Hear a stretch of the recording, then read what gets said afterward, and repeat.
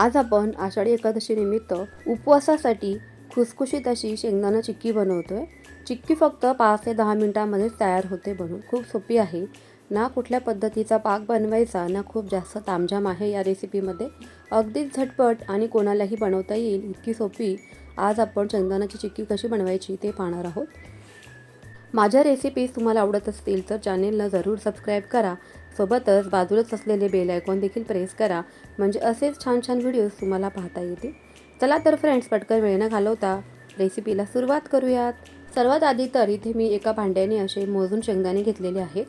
कढई शक्यतो जाड तळाची घ्यायची आहे आणि अगदी स्लो टू मीडियम गॅसच्या फ्लेमवरती आपल्याला शेंगदाणे अगदी आतपर्यंत भाजले जातील, म्हणजे खरपूस असे भाजून घ्यायचे आहेत। कारण काय होतं ना, सध्या पावसाळा सुरू असल्यामुळे शेंगदाण्यांमध्ये किंवा बऱ्याच प्रकारच्या धान्यांमध्ये मॉइश्चर जमा होते आणि त्याचमुळे काय होतं ना, की पदार्थ खूप जास्त दिवस टिकत नाही, बुरशी वगैरे येऊ शकते। त्यामुळेच आपल्याला अगदी आतपर्यंत हे शेंगदाणे भाजून घ्यायचे आहेत। असे हे शेंगदाणे खरपूस भाजून घेतल्यामुळे काय होतं की आपली चिक्की लवकर खराब होत नाही, शिवाय त्यांना खवट वास देखील येत नाही।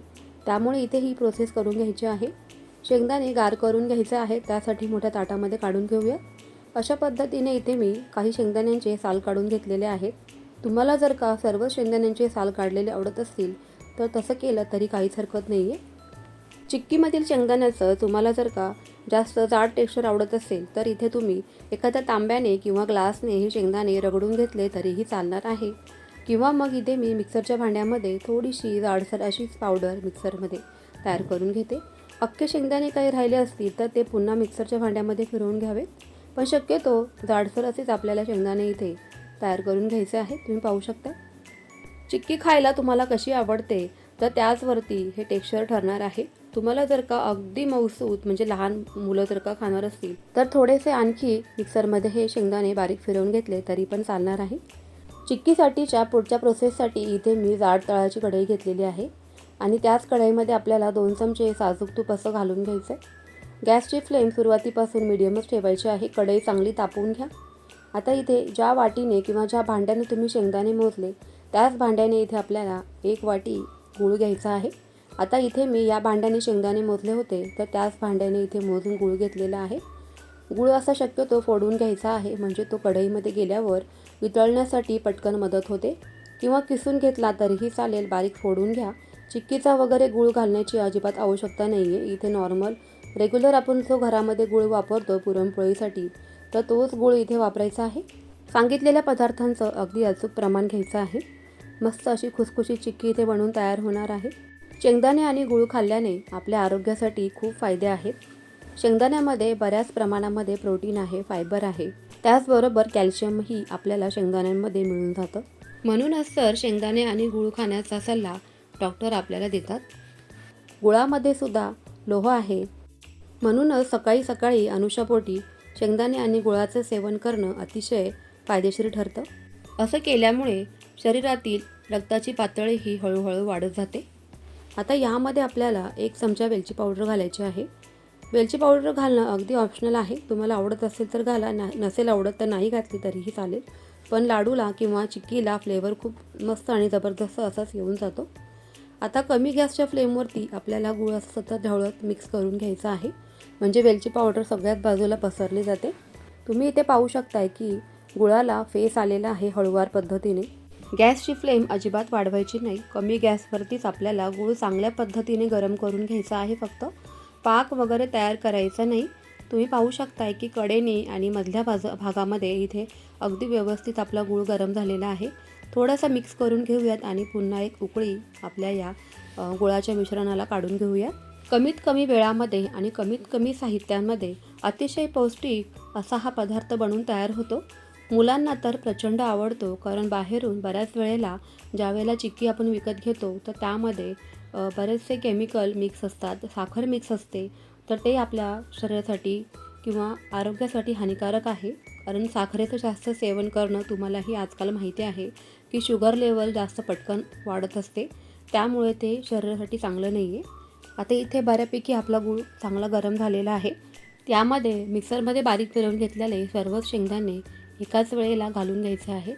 गॅसची फ्लेम स्लोच ठेवायची आहे, बंद करायची नाही लगेचच।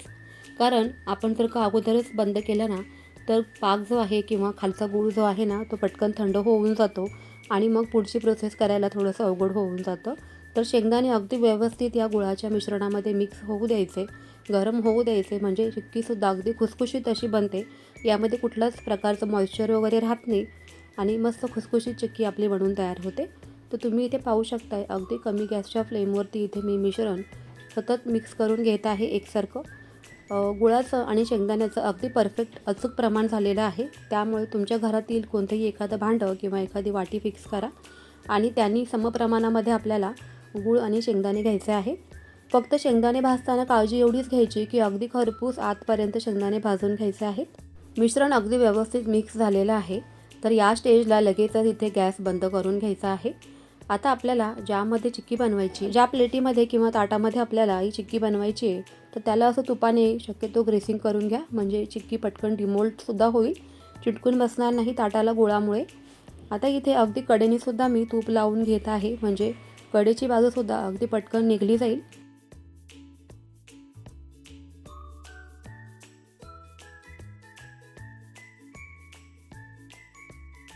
गरम गरमच मिश्रण असताना आपल्याला या मोठ्या परातीमध्ये असं काढून घ्यायचं आहे.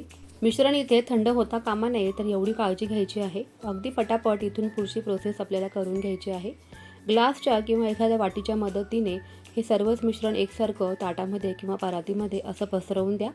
कुठे जाड वगैरे ठेवू नका. एकसारखं मिश्रण पसरवलं तरी पण चालेल किंवा 2 ताटांचा वापर केला तरी पण चालेल. तुम्हाला कितपत जाड किंवा पातळ ही चिक्की बनवायची आहे त्यावर ते ठरणार आहे. आता इथे मिश्रण गरम गरम आहे तोवरच आपल्याला ही चिक्की इथे शेपमध्ये कट करून घ्यायची आहे. कारण थंड झाल्यानंतर यांना शेप देणं थोडंसं अवघड होऊन जातं, कारण गूळ थंड झाल्यानंतर पुन्हा तो कडक होऊ लागतो. तर एवढी इथे काळजी घ्यायची आहे आणि हव्या त्या लहान मोठ्या आकारामध्ये तुम्ही इथे चिक्की कट करून घ्या. अतिशय सोपी आणि झटपट होणारी ही चिक्की रेसिपी आहे. त्यामुळे तुम्ही कुठल्याही सीझनमध्ये शेंगदाणा आणि गूळ खाऊ शकता, कारण ते शरीरासाठी खूप फायदेशीर असतं. त्यामुळे लगेचच ही अशी चिक्की बनवायला तुम्हीसुद्धा घ्या, कारण लवकरच आषाढी एकादशीचा उपवाससुद्धा सुरू होणार आहे. त्यामुळे शिवाय इतर वेळेलासुद्धा तुमच्या घरामध्ये जर का लहान मुलं असतील किंवा तुम्हीसुद्धा अगदी येता जाता कधीही तुम्हाला छोटी मोठी भूक लागली तरी तुम्ही ही चिक्की खाऊ शकता. सेम या चिक्कीच्या मिश्रणापासून तयार केलेल्या तुम्ही इथे लाडूसुद्धा वळून घेऊ शकता. थोडंसं फक्त प्रत्येक लाडू वळून घेताना पाण्याचा हात घ्यायचा आहे, म्हणजे पाण्यामध्ये हात बुडवायचा आणि त्यानंतर लाडू वळवून घ्यायचा आहे. तर ती रेसिपीसुद्धा तुम्हाला पाहिजे असेल तर मला नक्की कमेंट करा किंवा पुढची रेसिपी मी नक्की टाकण्याचा प्रयत्न करेल. तर कशी वाटली फ्रेंड्स तुम्हाला ही आजची रेसिपी? आवडली का? सोपी आहे ना, झटपट होणारी आहे, शिवाय पौष्टिक देखील आहे. तर मग चला तर लगेचच तुम्हीसुद्धा ही शेंगदाणा चिक्की रेसिपी बनवायला घ्या बरं. अतिशय मऊ आणि खुसखुशीत अशी ही शेंगदाणा चिक्की बनवून तयार झालेली आहे. रेसिपी आवडली असेल तर लाईक करा, शेअर करा, नवीन असाल तर चॅनेलला जरूर सबस्क्राईब करा. चला तर फ्रेंड्स पुन्हा भेटूया अशाच छानशा एका नवीन व्हिडिओसोबत. तोपर्यंत बाय बाय.